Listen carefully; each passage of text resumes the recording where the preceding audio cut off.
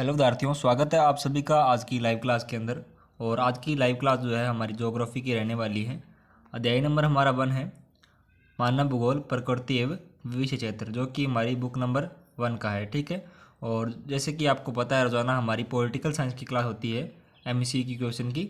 उसके जगह जो है आज हमारी ज्योग्राफी की क्लास है, क्योंकि विद्यार्थियों के जो है रिक्वेस्ट पे जो है ये क्लास रखी गई है। उनके कॉल और एसएमएस मेरे को आ रहे थे, तो हमने सोचा कि ज्योग्राफी की भी क्लास जो है साथ में ली जाए। तो एक दिन छोड़ के जो है ज्योग्राफी की क्लास हुआ करेगी। देखिए, इसके अंदर जितने भी इम्पोर्टेंट एमसी क्वेश्चन हैं वो हमने लिख लिए हैं। तो देखिए, निम्नलिखित में से कौन सी परिभाषा एलन सी सैंपल द्वारा दी गई है। तो पहले तो आप सभी को जो है लाइव क्लास को शेयर कर देना है ग्रुपों में और अपने फ्रेंड्स को, और क्लास को लाइक ज़रूर करना है। हाँ जी, अब देखिए, निम्नलिखित में से जो है कौन सी परिभाषा एलन सी सैंपल द्वारा दी गई है। मानव भूगोल मानव समाजों और धरातल के बीच जो है संबंधों का संश्लेषित अध्ययन है। मानव भूगोल अस्थिर पृथ्वी और क्रियाशील मानव के बीच जो है परिवर्तनशील संबंधों का अध्ययन है। तो इनमें से हमें बताना है मानव भूगोल पृथ्वी और मनुष्य के जो है अंतर संबंधों की एक नई संकल्पना प्रस्तुत करता है। तो बताना है कि जो एलन सी सैंपल है जो है उनके द्वारा कौन सी परिभाषा इसके अंदर दी गई है। तो इसका राइट आंसर बताइएगा। बी हमारा राइट आंसर हो जाएगा। मानव भूगोल जो है अस्थिर पृथ्वी और क्रियाशील मानव के बीच जो है परिवर्तनशील संबंधों का अध्ययन है। 1 नंबर का या 2 नंबर का हम प्रश्न मान सकते हैं इसके अंदर कि एलन सी सैंपल द्वारा जो है दी गई परिभाषा क्या है, वो परिभाषा लिखिए। तो ठीक है, आप इसको लिख सकते हो कि मानव भूगोल अस्थिर पृथ्वी और क्रियाशील मानव के बीच जो है परिवर्तनशील संबंधों का अध्ययन है। वेरी वेरी मोस्ट इंपॉर्टेंट प्रश्न है। आगे देखिए, प्रश्न नंबर हमारा 2 दिया गया है कि निम्नलिखित कथनों में से जो है कौन सा एक भूगोल का वर्णन नहीं करता। तो वो बताना है हमें। समाज कलात्मक अनुशासन, मानव और पर्यावरण के बीच जो है अंतर संबंधों का अध्ययन, विभिन्नता पर जो है आक्षेप और प्रौद्योगिकी के जो है विकास के जो है फलस्वरूप आधुनिक समय में जो है प्रासंगिक नहीं। तो इनमें से बताना है भाई। तो क्या होगा, दूसरे का डी हो जाएगा। ठीक है। आगे देखिए, इतना इंपॉर्टेंट नहीं है लेकिन फिर भी हमें जो है करना है। आगे देखिए, निम्नलिखित में से जो है कौन सा एक भौगोलिक सूचना का स्रोत नहीं है। पिछले साल जो है अपने ये आया था, तो वेरी वेरी मोस्ट इंपॉर्टेंट होगा। और निम्नलिखित में से कौन सा एक जो है भौगोलिक सूचना का जो है स्रोत नहीं है। यात्रियों के वितरण, प्राचीन महाकाव्य, प्राचीन मानचित्र, इनमें से कोई नहीं। इनमें से बताना है। तो देखिएगा, तीसरे का जो है क्या हो जाएगा, हमारा बी हो जाएगा, प्राचीन महाकाव्य। ठीक है। प्राचीन महाकाव्य जो है एक भौगोलिक सूचना का स्रोत नहीं है। ठीक है। आगे देखिए,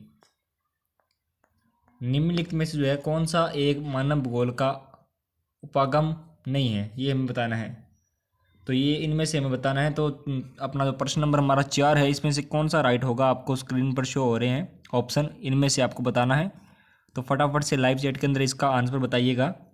हाँ जी, सी इसका राइट जो है आंसर इसका हो जाएगा, मात्रात्मक क्रांति। ठीक है। आगे देखिए, प्रश्न नंबर हमारा 5 है कि निम्नलिखित में से जो है कौन सा एक लोगों और पर्यावरण के जो है बीच अन्योन्य क्रिया जो है का सर्वाधिक महत्वपूर्ण कारक है।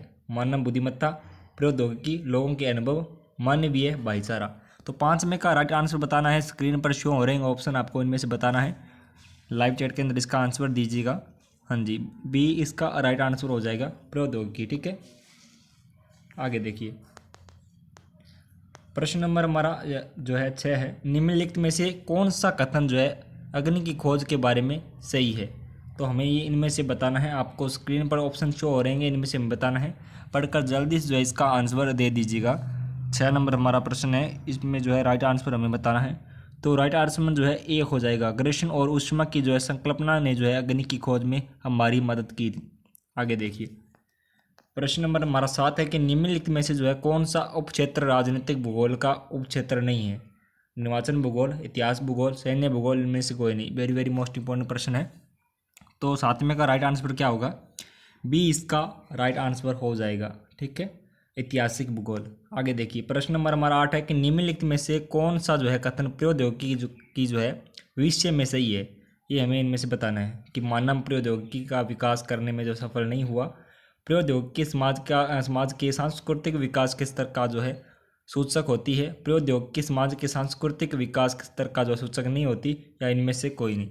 तो ये हमें बताना है। तो 8 में का राइट आंसर हो जाएगा अपना बी हो जाएगा, यानी कि प्रौद्योगिकी समाज की जो है सांस्कृतिक विकास के स्तर का सूचक होती है। विद्यार्थियों, जो भी चैनल पे पहली बार आए हैं और चैनल को सब्सक्राइब अभी तक नहीं कर रखा तो लाल कलर के अंदर आपको जो है सब्सक्राइब बटन दिख रहा होगा, उस पर आपको क्लिक करना है और बेल आइकन को प्रेस करना है, ताकि जब भी कोई न्यू क्लास लगती है या कोई भी प्रकार के जो है नोट्स अपलोड किए जाते हैं 12वीं क्लास के, या कोई भी जो है आपका एग्ज़ाम होता है कंपटीशन का, उसकी हम जो है पीडीएफ अपलोड करते हैं, बुक्स होगी जैसे, ठीक है, नोट्स होगी, तो आपको उसकी सूचना सबसे पहले मिलेगी। आगे देखिए 9 नंबर हमारा प्रश्न है कि मानव भूगोल के क्षेत्र की नई संकल्पना नवनिश्चयवाद का विचार निम्न में से किसके द्वारा दिया। अब नवनिश्चयवाद जो है ये हमारा प्रश्न है, एक प्रकार का इसको हम समझ सकते हैं बात को कि नवनिश्चयवाद जो है इसका एक बड़ा प्रश्न है आपके बुक के अंदर, उसको जो है अच्छी तरीके से पढ़ लेना कि नवनिश्चयवाद क्या है, ठीक है, इसके बारे में आपको पढ़ना है। नवनिश्चयवाद संकल्पना, इसके बारे में आप पढ़ लेना, ठीक है। और इसके अंदर हमें बताना कि मानव भूगोल के क्षेत्र की नई संकल्पना नवनिश्चयवाद का विचार निम्न में से किसके द्वारा दिया गया था। Elon C Semple, Griffith Taylor, Ratzel, हेम्बोलेट, इनमें से हमें बताना है। तो भाई 9वें का राइट आंसर क्या होगा, बी हमारा राइट आंसर हो जाएगा, ग्रिफिथ टेलर, ठीक है।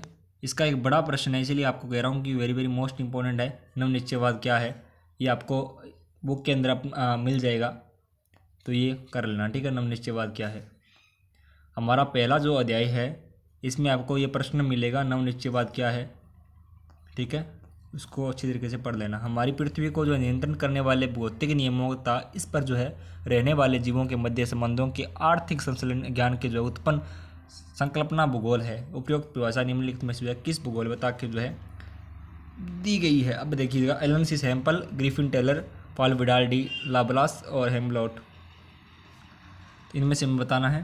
10वें का राइट आंसर अपना सी हो जाएगा, ठीक है। आगे देखिए, आर्थिक भूगोल में निम्नलिखित में से कौन सा उप क्षेत्र शामिल नहीं है। 11वें का आंसर हमें बताना है, तो संसाधन भूगोल, उद्योग भूगोल, कृषि भूगोल, पर्यावरण भूगोल। तो आपको बता दूं कि आर्थिक भूगोल के अंदर जो है